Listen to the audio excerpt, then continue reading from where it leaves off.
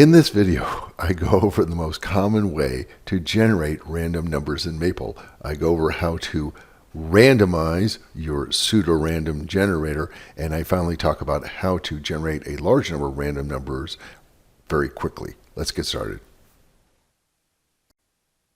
Like other packages, Maple is not generating true random numbers. Those are very expensive, but we can set the pseudo-random generator to begin with a random number just by using the particular procedure called randomize. You could put a number in, some integer, or you could leave it blank and it will use the milliseconds off of your clock. Now we have generated the beginning of our random number generator.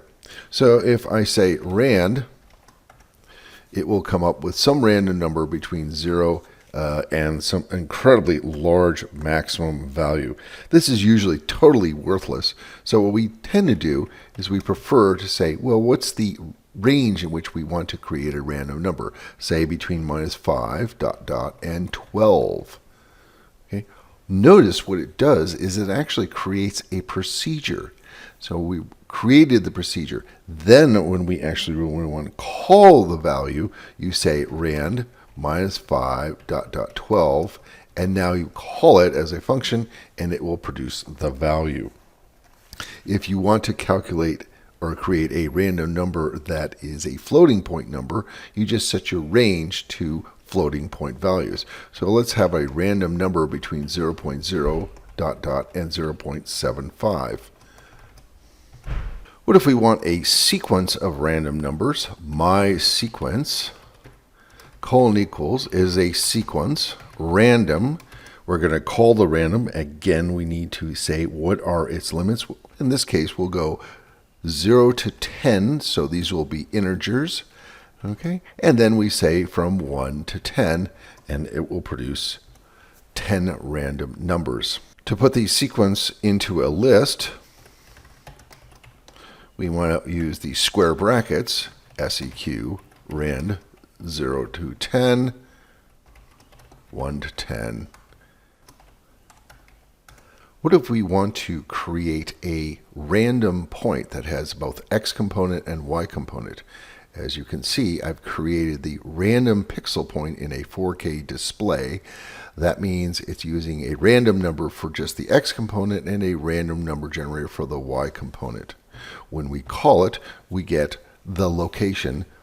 With that idea, we can now make a list, a sequence within a square brackets of random pixel points. Finally, if it turns out you have to generate a large number of random numbers, it is often better to actually call the RandomVector or the RandomMatrix procedures within linear algebra. For example, if I say linear algebra :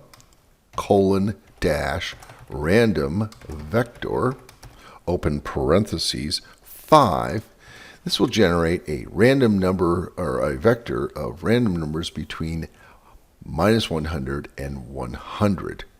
These are all integers, of course. We can do the same thing with the matrix, linear algebra : RandomMatrix, open parentheses, 2 by 3, and here is a 2 by 3 matrix with, again, random numbers. Let's make this a little bit easier. Let's say our random vector instead wants to produce values between -5 and 5, and again, they will be integers. So we will use linear algebra : of the random vector, open parentheses. We're going to 5, but now we're going to use the generator and say the generator produces values between -5 and 5. Finally, let's create a matrix where now it's going to be filled with floating point numbers between 0 and 1. Linear algebra : RandomMatrix, a 2 by 5, where the generator is between 0.0, floating point now, and ... 1.0.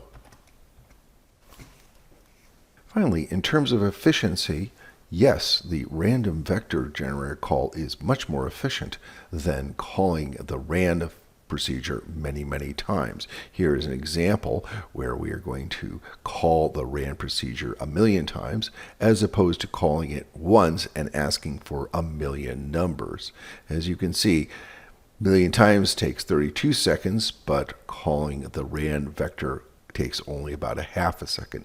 However, you can improve even on that if you include the fact that you want to make sure that the data type being returned is of the type of interest, in this particular case float, in which case the random vector is even 10 times faster. Okay, with randomize and the rand procedure, you should be able to get through most of your random number needs. For lots of data, definitely use RandomVector or RandomMatrix, and if needed, add in the option of data type. For more information, go to my website, gould.prof, or go to the YouTube channel and look at the different playlists for applications, fundamentals, and in mathematics.